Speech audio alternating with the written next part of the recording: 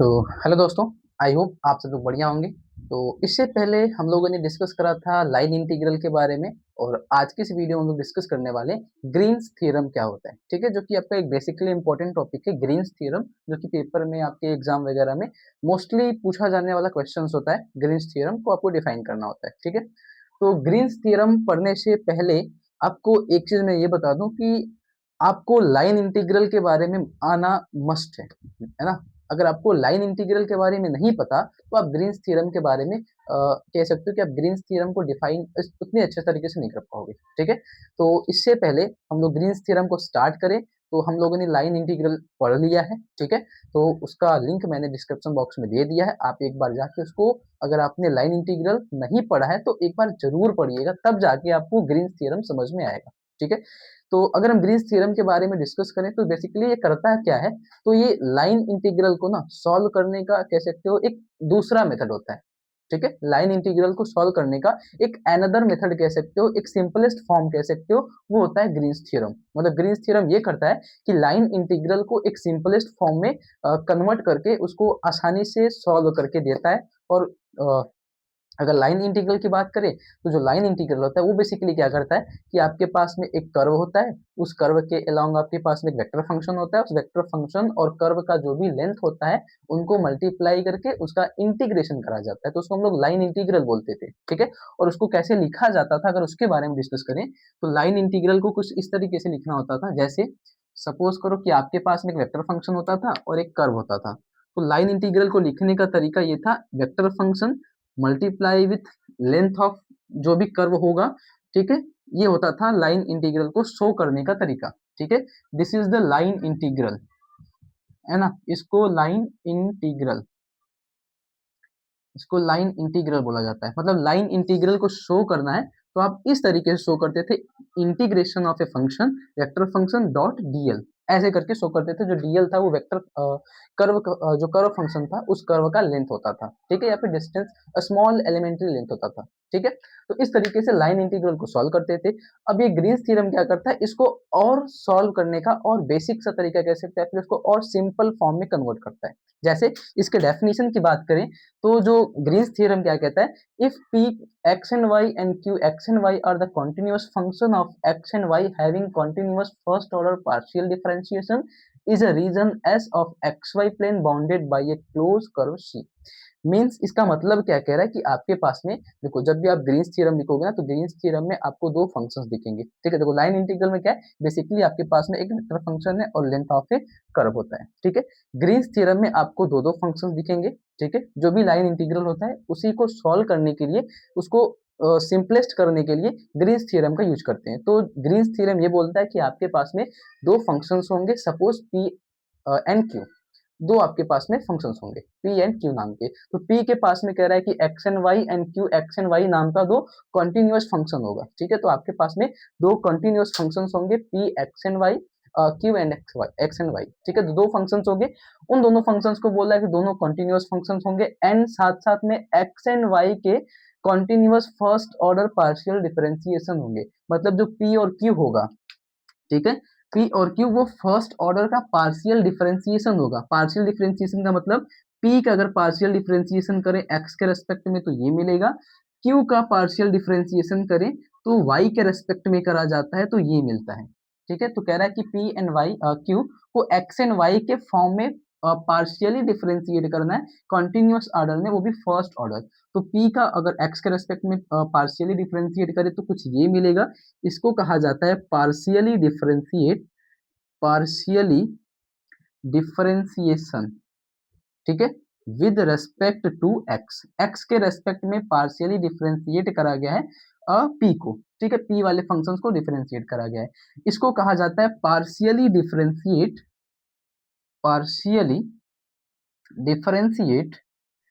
Function q। ठीक है, function p with respect to x and function q with respect to y।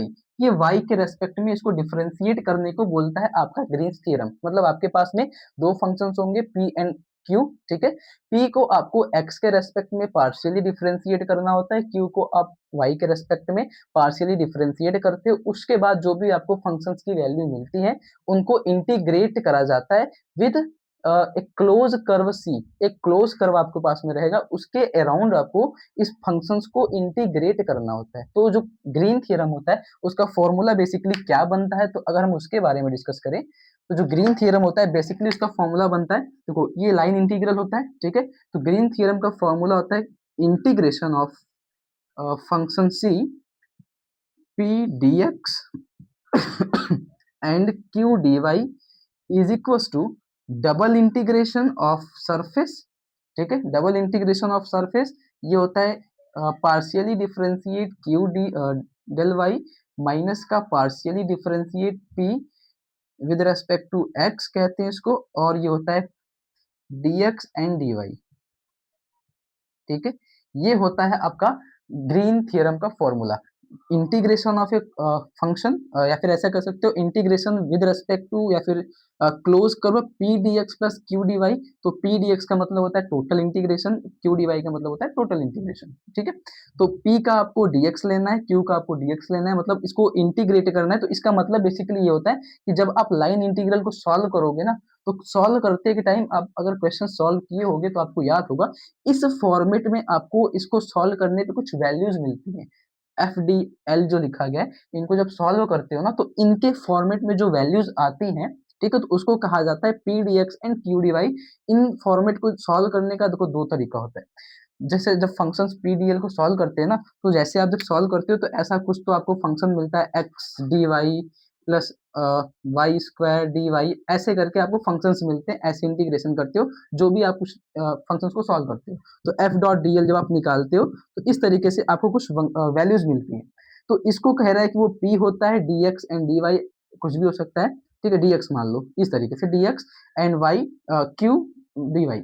तो इस तरीके से जब फंक्शंस को सॉल्व करते हैं ना, तो ये आपको इस फॉर्मेट में वैल्यूज मिलेंगी। उन वैल्यूज को सॉल्व करने का दो तरीका होता है कि एक तो जब आप लाइन इंटीग्रल से सॉल्व करते हो तो आपके पास में जो कर्व दी रहती है और उसके साथ में जो लिमिट्स दिया रहता है, कर्व की जो लिमिट होती है उनकी वैल्यूज को पुटअप करके इनको सॉल्व करना होता है, तो थोड़ा सा लॉन्ग प्रोसेस हो जाता है, ठीक है।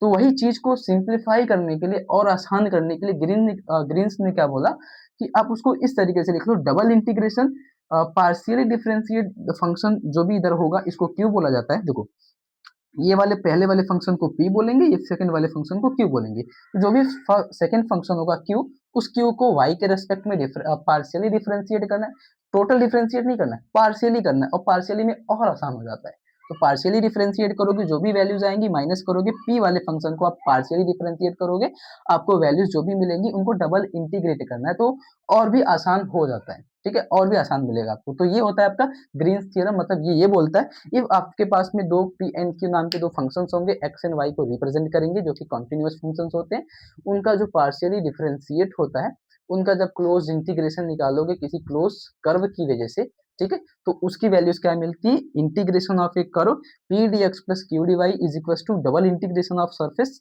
Partially differentiate with respect to y of a function q, minus करेंगे partially differentiate of a function p with respect to x and integration dx dy, ठीक है। तो ये होता है आपका ग्रीन्स थ्योरम का ये फॉर्मूला होता है, और ये f डॉट डी एल को जब सॉल्व करते हैं ना, तो सॉल्व करने के टाइम पे ये वैल्यूज के फॉर्म में कुछ वैल्यूज आती हैं, तो उसी को सिंप्लीफाई करने के लिए ये वैल्यूज का आप सहारा लेते हो, ठीक है। इनको इस टर्म्स में अभी आप क्वेश्चंस करेंगे तो आपको और बेटर समझ में आता है, इनको आप नोट करो ना, तो हम एक क्वेश्चंस करते हैं, आपको और बेटर से समझ में आएगा कि इनका यूज कैसे करा जाता है, ये कह क्या रहा है और यूज कैसे करते हैं। तो अगर आप लाइन इंटीग्रल कर रहे हो तो आपको तो बेसिकली लाइन इंटीग्रल तो सॉल्व करने आता ही होगा, ठीक है। तो अब ग्रीन्स थ्योरम कैसे अप्लाई करोगे वो भी देख लेते हैं, तो इनको नोट कर लो तो हम लोग उसको अप्लाई करेंगे, ठीक है। तो क्वेश्चंस करते हैं हम लोग, चलिए। तो आपके पास में क्वेश्चन है, ठीक है। क्वेश्चंस क्या है कि vector function f is given by function is equal to sin y I cap and x 1 plus cos y j cap, evaluate the line integral f dot dr of function c where c is the closed curve circular path of x square plus y square is equal to a। ये आपके पास में question है, ठीक है। तो question basically ये कह रहा है कि आपको निकालना क्या है, एक लाइन इंटीग्रल की वैल्यू निकालनी है, ये f dot D R function of c निकाल के बताना है। एक लाइन इंटीग्रल होता है, इसको लाइन इंटीग्रल बेसिकली बोला जाता है। तो लाइन इंटीग्रल की वैल्यू निकालनी है, उसके लिए आपको फंक्शन दिया होता है, ठीक है, दिया है। उसके लिए आपको साथ साथ में क्लोज सर्कुलर पाथ भी दिया है, उस क्लोज सर्कुलर पाथ के लिए कह रहा है कि उसकी वैल्यू है x square plus Y square is two a, ठीक है, ये आपको मेजरमेंट्स दिया है, कह सकते हो। अब आपको निकालना क्या है, बोला है एफ डॉट डी आर निकालो, ठीक है। एफ डॉट डी आर निकालने का मतलब होता है, सिंपली आपको बोल रहा है कि आप एफ डॉट डी आर निकालो। तो एफ डॉट डी आर का मतलब होता है आप लाइन इंटीग्रल निकाल के बता दो कितना आएगा। तो जिसको लाइन इंटीग्रल निकालना आता है तो क्या करते थे हम लोग, लाइन इंटीग्रल के फॉर्म में सिंपली एफ की वैल्यू पुटअप करते थे। तो एफ की वैल्यू क्या है हमारे पास में, sine y i cap x one plus cos y j cap, ये हमारे पास में एफ की वैल्यू है। इंटीग्रेट मल्टीप्लाई करना है किसके साथ में, डी आर के साथ में। तो डी आर का मतलब होता है डी एक्स आई cap D Y j cap D Z के कैप, और आपको डॉट मल्टीप्लीकेशन करना है, ठीक है। ये हमारी वैल्यूज होंगी। वैल्यूज को पुटअप करने के बाद जब सॉल्व करने जाओगे तो सॉल्व कैसे करते हैं, डॉट मल्टीप्लीकेशन में आई को आई के साथ मल्टीप्लाई, जे को जे के साथ में, के को के साथ में मल्टीप्लाई करते हैं। तो इधर हमारे पास में के है नहीं, तो हम सपोज करते हैं जीरो का के कहते हैं, ठीक है। अब मल्टीप्लाई करेंगे जब आई का आई कैप के साथ में, तो मिलेगा sine Y and D x plus X one plus cos Y and D Y, ठीक है। एंड बेसिकली जीरो का करेंगे तो जीरो हो जाएगा, ठीक है। तो ये आपको वैल्यूज मिलेंगी। अब इस वैल्यू को सॉल्व करने के लिए हमने लाइन इंटीग्रल में ये सीखा था कि इसको जब सॉल्व करना होता है तो आपके पास में एक फंक्शन कर्व दिया रहता है, ठीक है। तो इधर कर्व के नाम पे तुमको सर्कुलर पाथ दे के रखा है, x square plus Y square is equal to A square. चाहो तो y की वैल्यू या फिर x की वैल्यू किसी एक को टर्मिनेट करके, ठीक है, उनको वैल्यूज को पुटअप करके टर्मिनेट करके लिमिट्स निकाल के अब वैल्यूज को पुटअप करके इंटीग्रेट कर दो, काम हो जाएगा।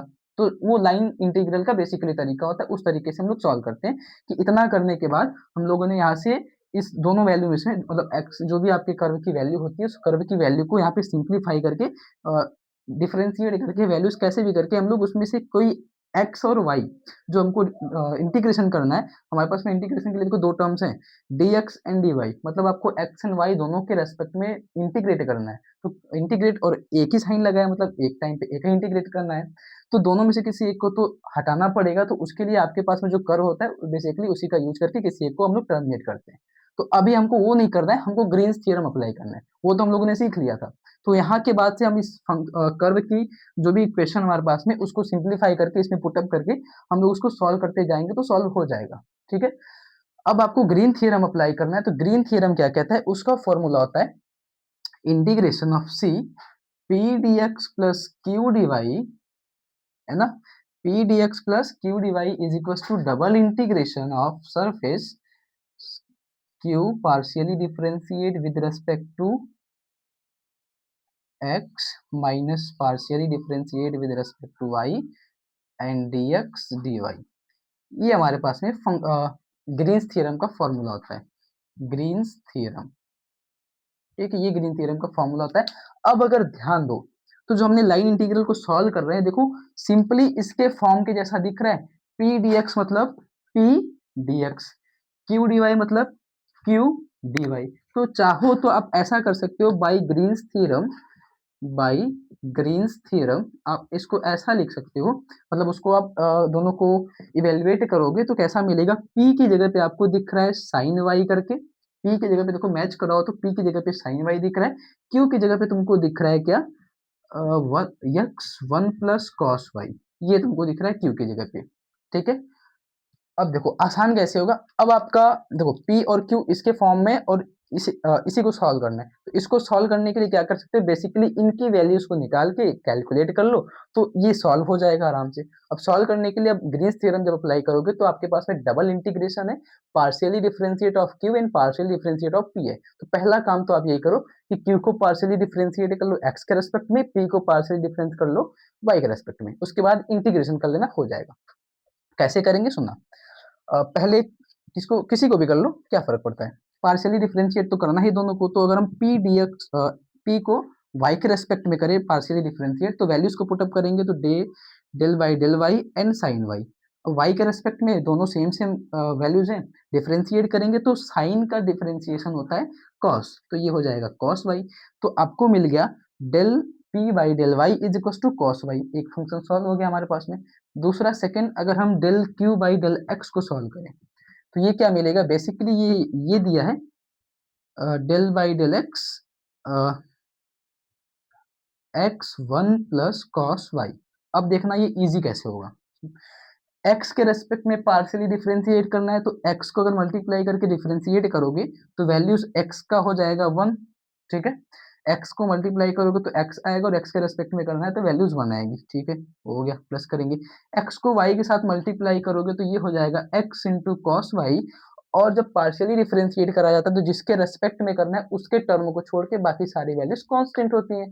तो अगर हम इसमें देखें तो x के रेस्पेक्ट में डिफरेंशिएट करना है पार्शियली, तो x को छोड़ के cos y को हम लोग कांस्टेंट टर्म बनाएंगे। तो कांस्टेंट टर्म बनाएंगे तो ये हो जाएगा cos y कांस्टेंट बन के जब बाहर आएगा, देखो ऐसे करना है डेल बाई डेल एक्स, तो cos y को बाहर कर लेंगे तो ये हो जाएगा डेल बाई डेल, और ये x हो जाएगा, और डिफरेंशिएट करेंगे तो 1 आएगा, मतलब आपकी वैल्यू सिंपली आएगी cos y करके, ठीक है। तो जब इनको पार्शियली डिफरेंशिएट करोगे तो ये मिलेगा 1 प्लस cos y के इक्वल के बराबर मिलेगा, ठीक है। इस तरीके से पार्शियली डिफरेंशिएट कर लेना। अब पार्शियली डिफरेंशिएट कर ली हो, दोनों वैल्यूज देखो अब सेम टर्म के फॉर्म में दिख रही हैं। अब इवेल्युएट करना आसान हो जाएगा। देखो इसमें क्या था, x के रेस्पेक्ट में इंटीग्रेट करना था पर y का फंक्शन था, और y के रेस्पेक्ट में इंटीग्रेट करना था x एंड y दोनों का फंक्शन था। अब जब वैल्यूज पुट अप करोगे तो देखो इसकी वैल्यू cos y, इसकी भी वैल्यू cos y, मतलब दोनों की वैल्यूज क्या है, एक ही टर्म के फॉर्म में। तो अब जब वैल्यू पुट अप करोगे इसको इक्वेशन बना लेना, किसी एक को इक्वेशन बना लो, इसको इक्वेशन फर्स्ट बना लो, इसको इक्वेशन सेकंड बना लो, ठीक है। लिखेंगे बाई इक्वेशन सेकंड, ठीक है।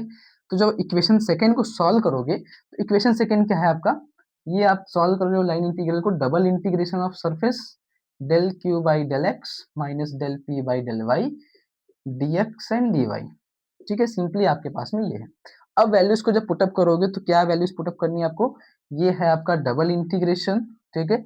डेल क्यू की वैल्यू क्या है, तो डेल क्यू की वैल्यू हमने ये निकाली है 1 प्लस कॉस वाई, तो 1 प्लस कॉस वाई माइनस करेंगे simply del P by del y, तो del P by del y मतलब क्या है हमारे पास में कॉस वाई, तो कॉस वाई पुटअप करेंगे, ठीक है। ये हो गया dx and dy, dx and dy, ठीक है। अब अगर ध्यान दोगे तो cos y से cos y कैंसिल आउट, तो डबल इंटीग्रेशन के अंदर तुमको क्या मिलेगा भैया, 1 बचेगा, cos y से cos y कैंसिल आउट, तो dx एंड dy, ये सरफेस का आपका चल रहा है, ठीक है। अब 1 का ही इंटीग्रेट करना है, एक बारी x के टर्म में और एक बारी y के टर्म में, आपको दो बार इंटीग्रेट करना है x एंड y के टर्म में, और फंक्शन क्या आपके पास में गिनती का एक है, वैल्यूज 1 है। 1 का मतलब x भी हो सकता है, y भी वैल्यूज आएंगी, तो x एंड y आएंगी, उसके बाद आप वैल्यूज को कैलकुलेट करोगे तो आपको बेसिकली इसका मतलब ये भी कह सकते हो कि 1 का dx एंड dy के रेस्पेक्ट में इंटीग्रेट करना है और सरफेस का इंटीग्रेशन करना है, तो सरफेस आपके पास में था क्या, तो सरफेस अगर था क्या, तो अगर हम उसकी बात करें तो सरफेस आपके पास में क्लोज सर्कुलर पाथ है ना, सर्कुलर पाथ है।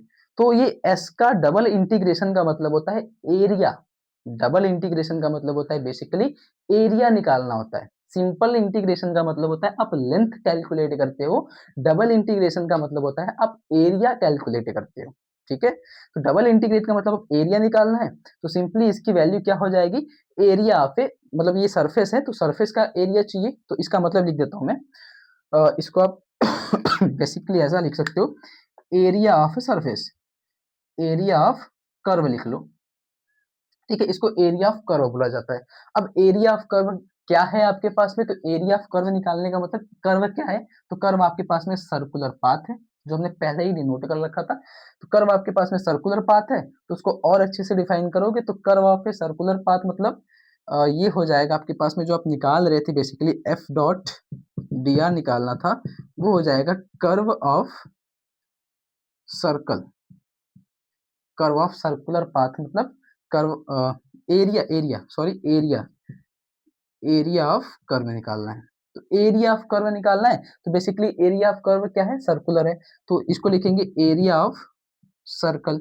तो एरिया ऑफ सर्कल क्या होता है, पाई आर स्क्वायर, ये होता है। पर हमारे पास में जो इक्वेशन हमको सर्कल का दिया है, उसमें ये जो ए होता है ना, ये आपको रेडियस को शो करता है, ये ए जो होता है बेसिकली रेडियस बताता है, तो रेडियस का आपको जो वैल्यू है वो हो जाएगा पाई ए स्क्वायर। तो आपकी जो एफ डॉट डी आर आपको निकालना था, लाइन इंटीग्रल जिसको बोलते हैं बेसिकली, उसकी वैल्यू क्या आ गई, पाई A square, simply pi A square, मतलब थोड़े से काम में सारी वैल्यूज आपकी कैलकुलेट होगी, मतलब ग्रीन्स थ्योरम का यूज करके आप पार्शियली डिफरेंशिएट करो, वैल्यू पुट अप करो, कट करो, आंसर आ गया। और लाइन इंटीग्रल में क्या करना होता है, आपको ये जो फंक्शन है उससे वैल्यूज को, किसी एक की वैल्यूज को निकाल के किसी एक वैल्यू को आपको टर्मिनेट करना पड़ता है, डिफ्रेंशिएट करना पड़ता है, फिर इंटीग्रेट करते और लिमिट की वैल्यू पुटअप करते, तब जाके आंसर निकलता। इसमें क्या करना पड़ा, simply P and Q define कर लो, पी एन क्यू डिफाइन करके पार्शियल डिफरेंशिएट करके माइनस कर लो, उसके बाद चेक कर लो फंक्शन क्या है, कर्व क्या है, उसकी वैल्यू पुटअप करो, आपको सीधा आंसर मिल जाएगा। तो पाई ए स्क्वायर इस फंक्शन की वैल्यू आएगी। एफ डॉट डी आर जो सी कर्व था आपके पास में, circular path X square plus Y square to A square, तो उसका आंसर आएगा पाई ए स्क्वायर करके। ठीक है, तो इस तरीके से आप ग्रीन थ्योरम अप्लाई करके लाइन इंटीग्रल को और इजी तरीके में, इजी वे में आप उसको सॉल्व कर सकते हो। ये फायदा है लाइन ग्रीन थ्योरम का, कि ग्रीन थ्योरम जो होता है बेसिकली लाइन इंटीग्रल को इवेल्युएट करने का इजी वे होता है। ठीक है, ये होता है सिंपल। ठीक है, तो आपको अगर कोई डाउट हो तो आप कमेंट जरूर कीजिएगा। ठीक है, मिलते हैं हम लोग नेक्स्ट वीडियो में। और कोई भी डाउट हो और कोई भी टॉपिक से रिलेटेड अगर आपको वीडियोस वगैरह चाहिए होंगी, है ना, तो आप सिंपली कमेंट कीजिएगा, हम लोग उसके ऊपर फिर डिस्कस करेंगे। ठीक है, तो मिलते हैं नेक्स्ट वीडियो में। Thank you.